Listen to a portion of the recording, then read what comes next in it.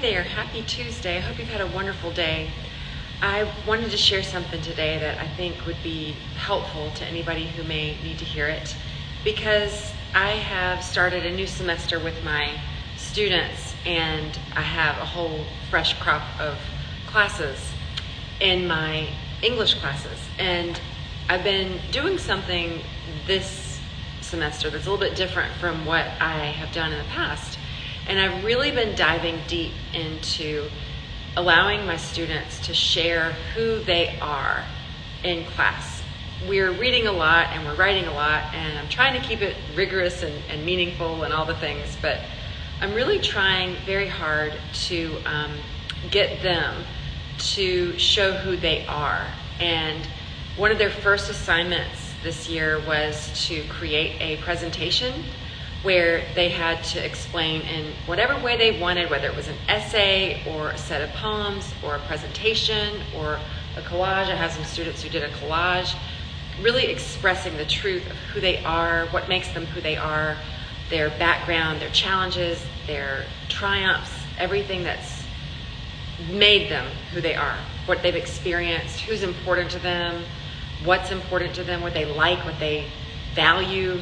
And they've just really kind of shown who they are. And when I see that as their teacher, I'm a mom. I have a 6-year-old and a 9-year-old. And one of my first mentors, Lori Koenig, said, once I became a mom as a teacher, I looked at teaching completely differently, because I realized, oh, that's somebody's baby who's coming into my classroom each day. And I have the privilege of teaching my son's teacher's son in one of my classes, and it's really cool to see, I always look at my son's teacher as just, she's amazing. I wish I could be as amazing as she is. She's very organized and he adores her, and he would do anything for her because she's just really teaching him so much in so many different ways.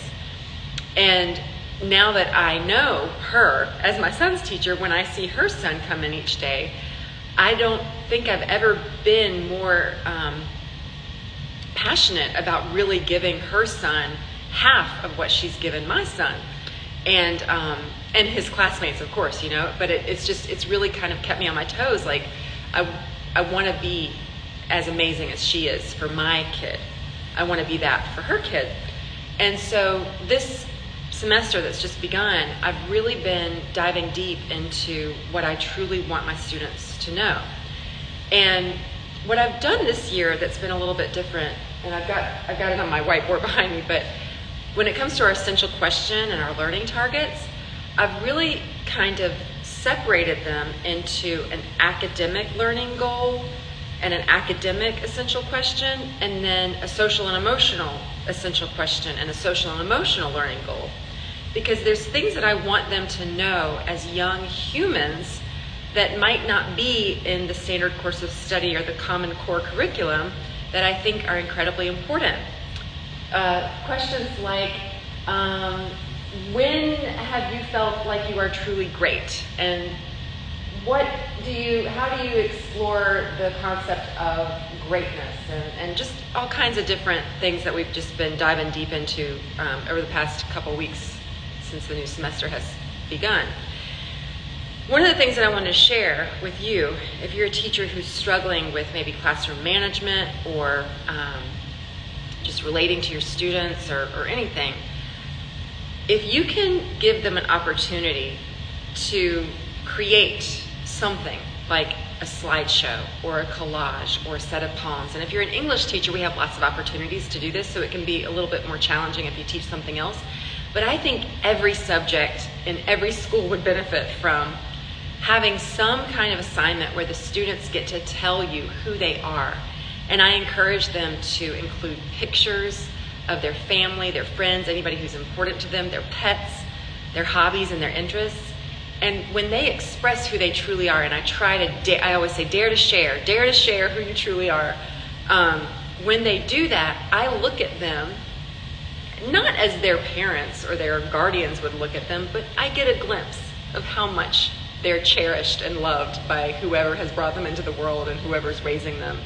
because when I see them as whole students, we talk about that a lot, taking care of the whole student, but sometimes that curriculum and those rules and those mandates and the paperwork and the data and all of the meetings, they get in front of what we got into teaching in the first place to do, which is make a difference in the lives of young people, not just in their minds, but in their hearts and literally in their souls, in my opinion. So I wanted to share that with you today. If you're struggling, or if you're trying to relate and you don't quite know how, and you don't know where to start, or you don't know how to start a conversation, I feel like I have so much fodder from their little assignments and projects that they've made to talk about, like when they've shared things with me, things that they can do, their gifts, their talents, the ways that they shine their light. And one of the things that we've also been looking at is the movie Akeelah and the Bee. And if you've never seen that movie, it's an incredible one, and it's all about shining your light. And that wonderful quote by Marianne Williamson is what I kind of discussed with my students today. Who are we to think that we are talented, fabulous, gorgeous, brilliant, all those things I'm paraphrasing the quote. Who are we to think that? Actually, who are we not to think that? Because we were born to make manifest the glory of God that is within all of us, not just in some of us. That light is within all of us. And I've been really thinking about that over these past couple of weeks. I've been wondering why I feel so incredibly blessed with these students this semester, and I feel like they're listening to me. I feel like they're really paying close attention, and they're not perfect. I'm certainly not perfect. The phones are always going to be a battle, especially with teenagers, but they're pretty good about their phones. They're using them, appropriately. They're not abusing the privilege of the phone. I don't think phones are evil. I think they're a tool that we can actually use in our classes. And I've noticed that when I take the time to comment on their projects, on their assignments, and give feedback about who they are more than what they've done, they listen to me. And I have a chapter in my book, Captured Fireflies, called Listen to Your Students and They Will Listen to You. And I can't remember everything I wrote in that chapter, but I do remember that I said something about how students are like roses. This is a little bit cheesy, but when you think about a rose, if you cut the thorns off a rose, it's not good. I'm not a florist, and I don't know, I'm not an expert on that, but I know that the rose, to truly bloom and to truly be the way it was created, those thorns are important. And I would give extra credit to my students, like go investigate why that is. But anyway, the reason for that is, the reason I use that analogy is our students come in as beautiful roses, and sometimes they got thorns. Sometimes I've got thorns. We've got things that we've been through that are challenges, and I have no idea. When they walk into my classroom, I'm very sensitive and little intuitive, and I can sort of sense when they're walking in. If they're walking in with a big smile and a cheerful, countenance or whatever, then I'm feeling, okay, it's going to be great. But if they walk in and they're really, dejected and they just are looking down, I have no idea why that is. And I can give them an opportunity to write about it or share about it, but they may not want to share about it, and I'll never know what's going on unless they tell me or another trusted adult. But I can't control that. I can't control those thorns. All I can do is give them, as their teacher, the water when they need it, so to speak, the sunlight, the nourishment, not just for their little minds, but for their little hearts and souls as well. And I say little because even though they're ninth graders, they're somebody's baby. And as my mentor teacher said, every child that we have in our classes is somebody's baby. And so when I send my baby to my son's teacher, and she's so good at communication that she'll let me know, she's actually said it. She said, there's nothing I wouldn't do to protect your baby. If you're ever worried, don't you ever have to worry. And I feel the same about her child. And when I say protect, I don't mean, the whole school violence issue. That's a whole other thing. We'll talk about that. I'm talking about protecting their light and keeping their goodness and keeping their who they are.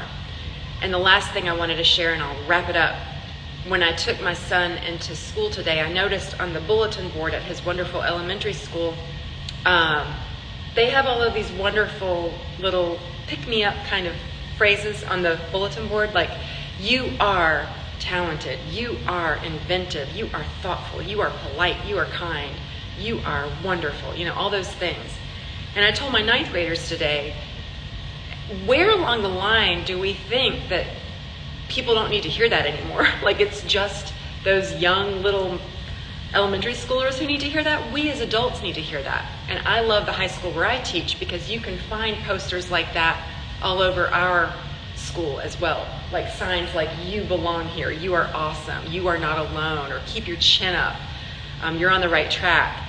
And I feel like as teachers, you need to know that as well.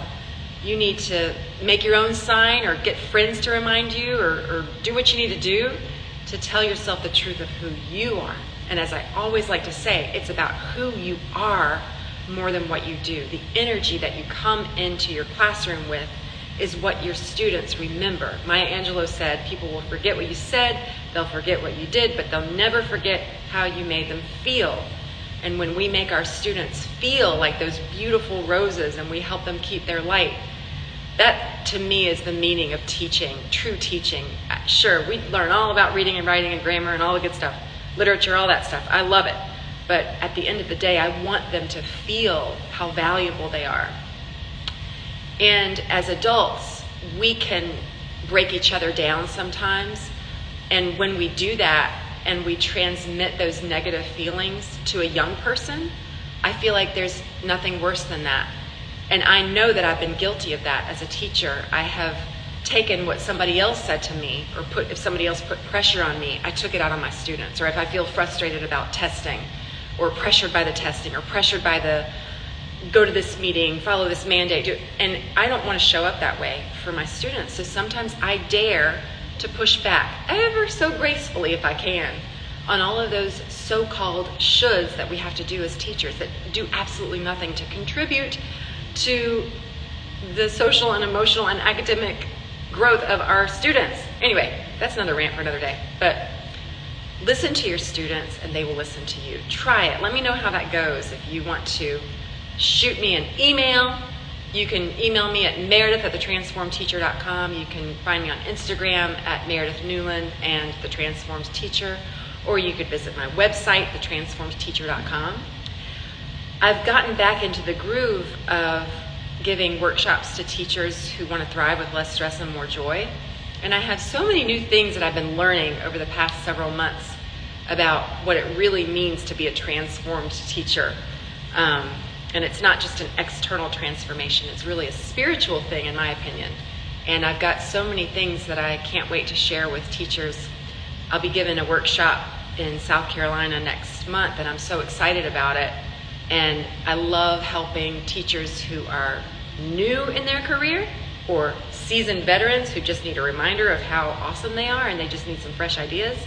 And I also love to provide a space for teachers to share their wisdom and experience and insights and everything that they've learned that they can pass on to the next teacher coming along. Because we don't always have time to do that as teachers. We want to help those new teachers, but with everything that's on our schedule, it's like, when do we find the time? So I like to provide that kind of time in my workshops.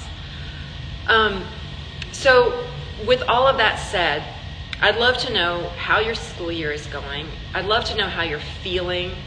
And I like to ask my students that as well. I think we should normalize that instead of just saying, hey, how you doing? Let's say, hey, how are you feeling today? Like, oh, I'm feeling, whatever. And just be honest about it. Because it's important how we're feeling. And talking about our emotions doesn't make us weak and it doesn't make us silly. It's not a waste of time. And it's not frou-frou and it's not popcorn or what is that word? Cotton candy or whatever. It's not fluff. It's the emotions drive us a lot of the times. And once we acknowledge them and deal with them and move on with what we need to do, that's when the day just goes so much better. So anyway, I'm going to wish you the most wonderful rest of your week. I hope everything is going very smoothly for you. And if you are in need of some encouragement, some inspiration, some motivation, some rejuvenation, go to my website, thetransformedteacher.com, and you'll find out some different ways that I can help you thrive with less stress and more joy. Got a couple books, Free to Teach and Captured Fireflies, that you might want to check out. And I love coming to schools virtually or in person to help rejuvenate teachers so that we can remember why we got into this profession and keep that passion going and keep ourselves on track and keep it rocking and rolling in so many ways. But anyway, I just wanted you to know how amazing you are. And if nobody else tells you today, you rock. Thanks for tuning in. Take care. Bye-bye.